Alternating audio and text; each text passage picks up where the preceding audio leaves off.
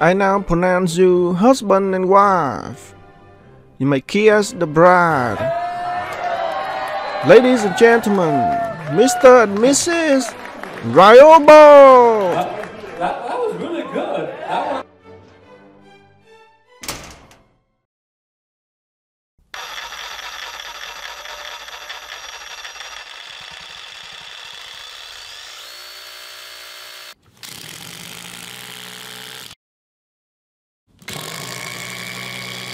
Stop.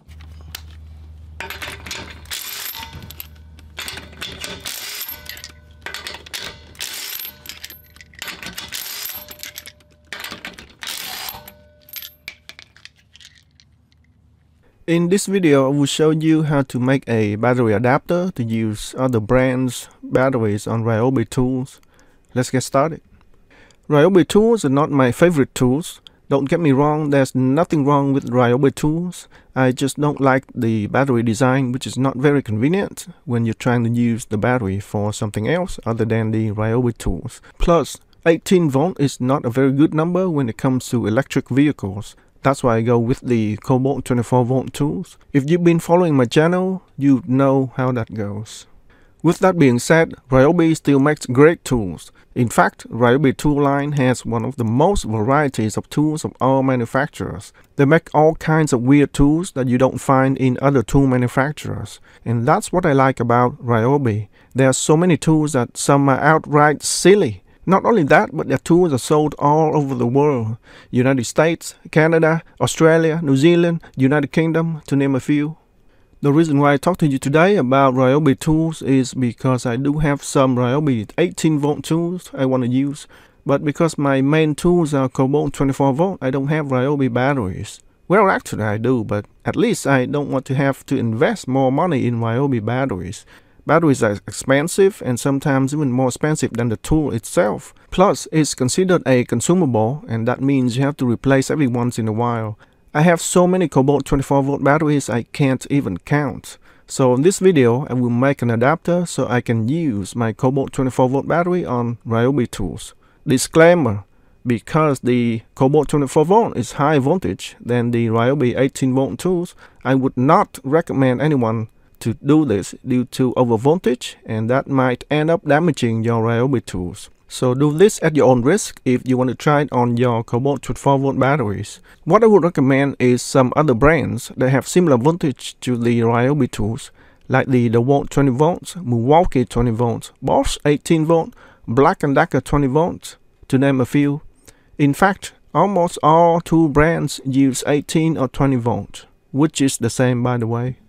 Now let's take a look at a Ryobi battery. This battery design has not been changed for decades, and because it's designed to be compatible with the older NiCad batteries, the design is extremely simple. It has a negative and a positive terminal, and that's all you need to power a tool. Newer Ryobi lithium-ion batteries have some extra terminals for balance charging, but these are not needed to power a tool.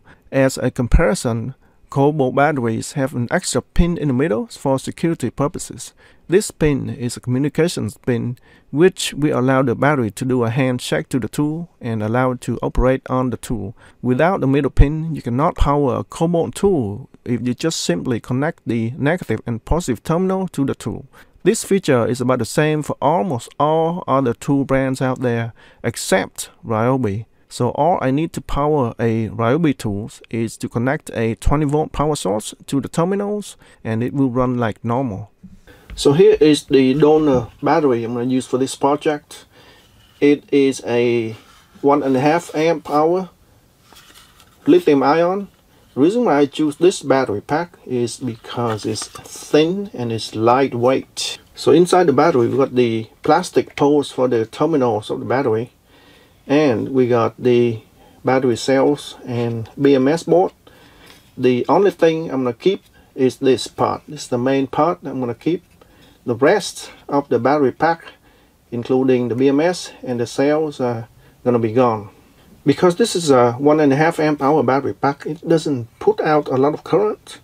So that's why Ryobi uses a thinner wire for this pack.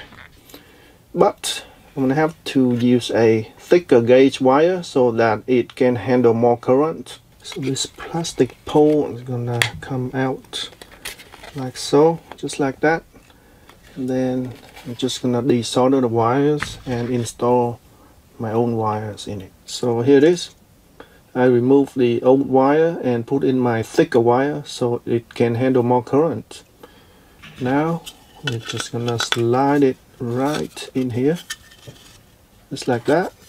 And on the top of the battery there's a mount here where you secure it with a single screw, and that will secure the whole assembly in place. Only the Ryobi lithium model has the screw mount on the top here. If you have an older nickel cadmium battery, it does not have a mount on the top here, so you have to drill your own hole or mount a bracket on the bottom here to secure the pole in place. Here's the bottom part of the adapter. I've got the bottom plastic of the battery, piece of wood, and a piece of plastic which I cut from a tool case, couple of aluminum brackets. I cut out the slots here, and also on the bottom of the plastic battery casing, so that I can insert my aluminum bracket in there. And these slots corresponds to the two slots, the positive and negative terminals of the Kobalt battery. And the way I can do this accurately is to use a piece of paper, and I superimpose it on the battery, and I use a pencil, and I can trace out the terminals of the Kobalt battery, and then I can superimpose it on my piece of wood here, like so. And on this piece of plastic, same way. That's how I can cut out all the slots accurately. So the whole assembly is going to go in like this.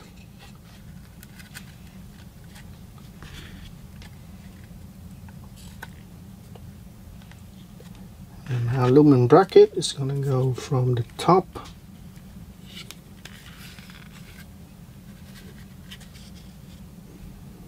and then my Kobalt battery is going to go onto this piece of plastic here, and just like that, it's going to slide in just like that.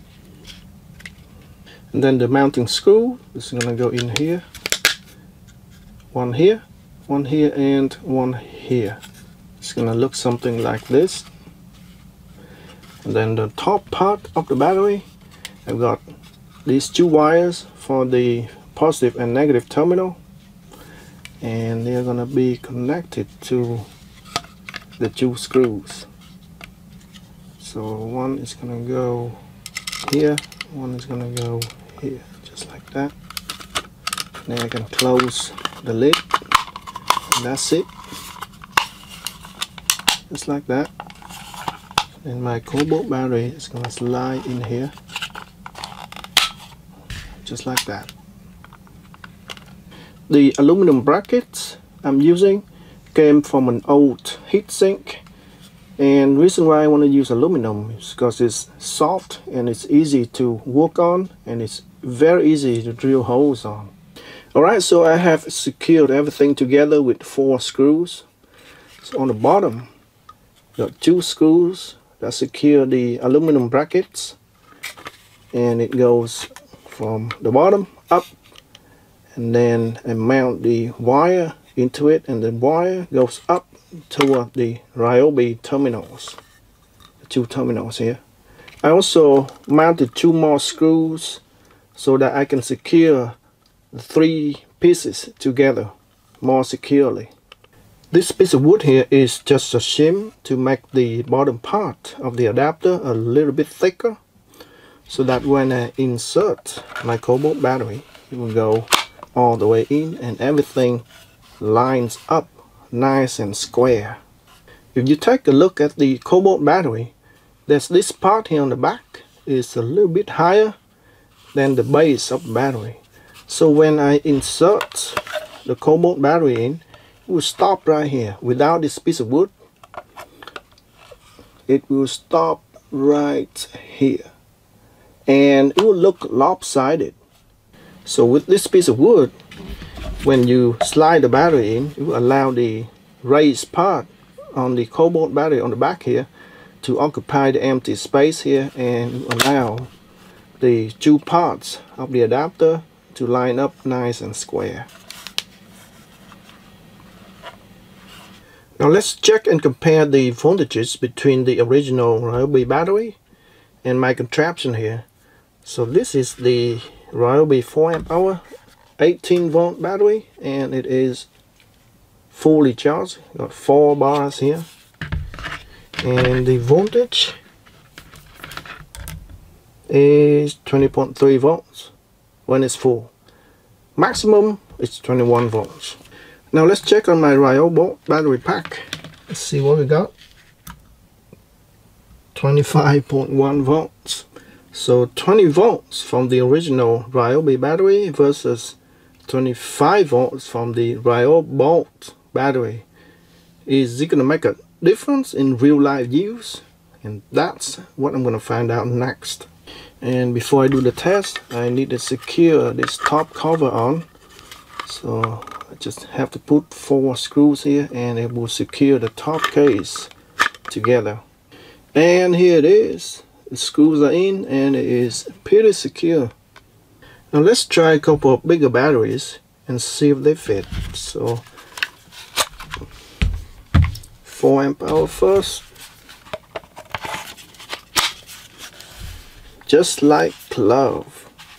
And is it strong enough to hold it? Yes, it is.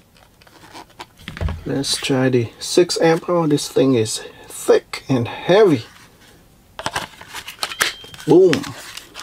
There we go. It is quite sturdy, even with a big bulky battery on the bottom. It holds it in place. That is pretty nice. My last step is to put on some labels.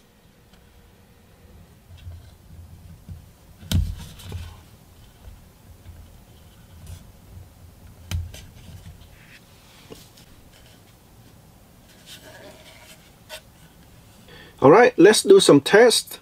I've got my Ryobi 18 volt 4Ah battery and my Ryobalt 4Ah battery, and I want to compare the difference between the two, because higher voltage is going to result higher RPM on the motor.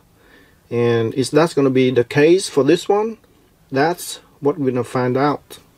I have my tachometer here, and on the saw blade I put a reflective tape right on the blade here, and when it runs, it's going to move in and out like so, and that is going to be measured by my tachometer. First up is the Ryobi 18 volt 4Ah battery.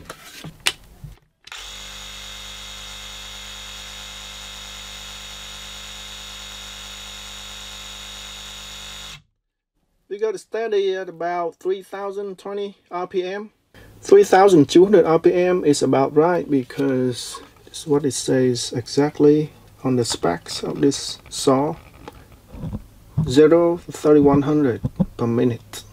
Next is my Ryobalt 24 volt 4Ah battery.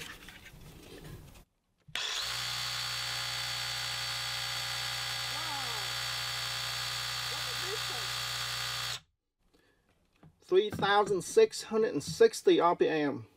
So we've got 3020 stroke per minute on the Ryobi battery and 3,660 stroke per minute on the Ryobalt 24 volt battery, and that's about 20% difference in performance. And that totally makes sense because this battery has 6 cells in series, this one has 5 cells in series, and that's about 20% more voltage with this compared to this, and therefore 20% more performance. I'm going to do the same test, and this time use my impact driver. First one is the Ryobi 4 amp hour battery.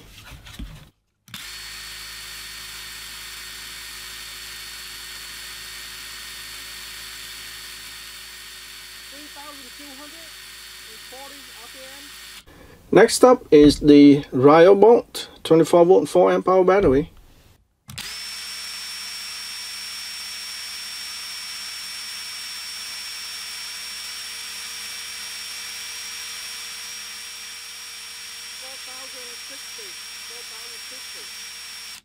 So we got about 3,250 RPM on this one and 4,050 RPM on this one, and that's a difference of about 800 per 3,200, and that's roughly about 25% more RPM compared to this. That's a huge improvement. And is that gonna make a difference in real life use? That's what we're gonna find out next. Alright, let's remove some block nuts. First off is the original Ryobi 18 volts.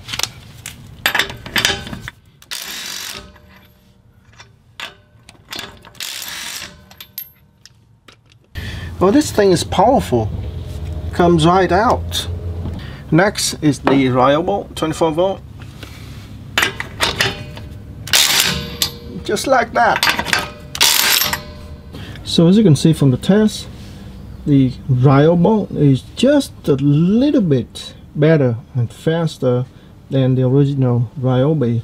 It's hard to compare because this impact driver is a very capable impact driver. It's good enough to remove the lock nuts with the original Ryobi battery. Alright, so for my next test, we put 3 screws in this lock here, and I got my timer here to compare between the 2 batteries. Alright, start.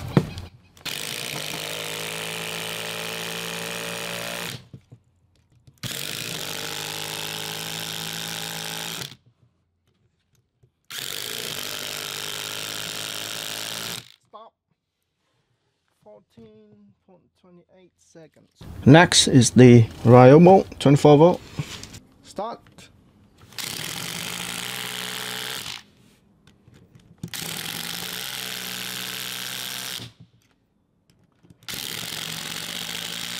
Stop. Wow. About 11 seconds. That's amazing.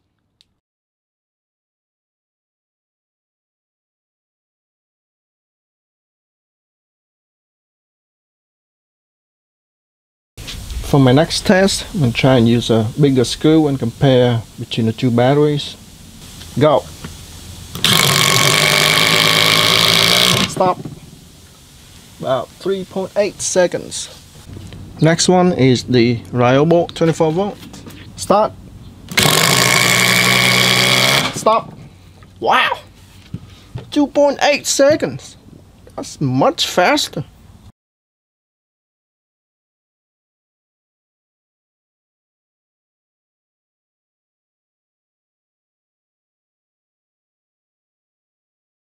So this adapter works great for my Ryobi tools, even though the voltage is 20% higher. Not only does it give the Ryobi tools 20% boost in RPM, it also gives more torque. Remember back in the day when we used the computer motherboard to overclock the processor and upgrade with a bigger heatsink to make your computer run faster? This is like overclocking your tools, except that I don't have a heatsink to cool down my tools. I think the motor would run just fine because I have tried to overvolt my EV and I have never had any problem. I have run 60 volts on my 48 volt e-bike. I ran 60 volt battery on my 24 volt scooter. I even ran 48 volt battery on a 12 volt power wheels. That's 4 times the rated voltage from the original motor. So just a few volts over voltage for the Ryobi tools might not be a problem. The real problem is the electronics inside the Ryobi tools, which is not made to handle higher voltage, and that might destroy your Ryobi tools. And that's why I would not recommend anyone to do this. I'm going to use this occasionally around the house, so I won't overstress my tools too much. Almost all my tools are Kobalt tools. I only use Ryobi tools because Ryobi has some weird tools that Kobalt does not have, and therefore these Ryobi tools are not going to be used that much. I'm going to update with you after a couple of months to see if my Ryobi tools would survive this Kobalt 24 volt battery adapter. The adapter I would recommend you to make in order to work with the Ryobi tools is from an 18 or 20 volt tools like these: DeWalt, Milwaukee, Makita, Bosch, Black & Decker, Rigid, and the list goes on and on. In fact, almost all cordless power tools out there use 20 or 18 volt batteries. They're basically the same, by the way. You really saw in this video how well my Ryobi tool works with this Ryobalt 24 volt adapter. I can guarantee you any of these 20 or 18 volt battery will work just fine with the Ryobi tools. In fact, let me take a couple of these and connect to my Ryobi tools, and I'll show you how it works. Alright, let's try the DeWalt 20 volt battery first. I'm going to use my blank Ryobalt adapter to connect to this. I have marked on the adapter positive and negative terminal that goes up to this terminal. It's important to connect to the right polarity, because if you do it in reverse, it will short out really bad on the tools. So we got negative here, positive here.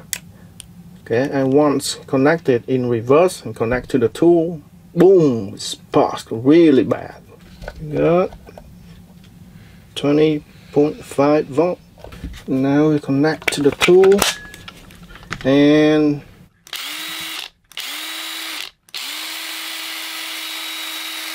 there you go. It works on the DeWalt battery. This one is Bosch 18 volts. Works just fine. This one is Black & Decker 20 volts. Works just fine. Alright, let's try this on a few more Ryobi tools and see if it works. So over here I have a Ryobi 18 volt bolt cutter.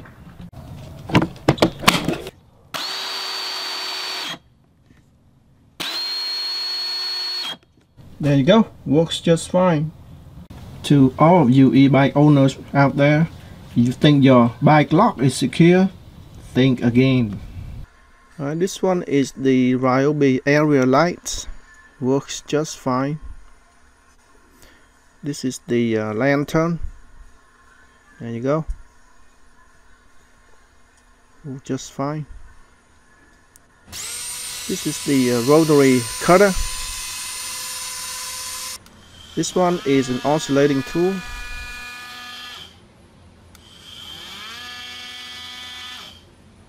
This is the Ryobi flashlight, 18 volt flashlight. Works just fine. And this one is the bigger flashlight. Works just fine. And that's all for now, folks. I will update with you after a couple of months to see if my Ryobi tool still survive this Ryobalt 24 volt adapter. Until then, I'll see you next time.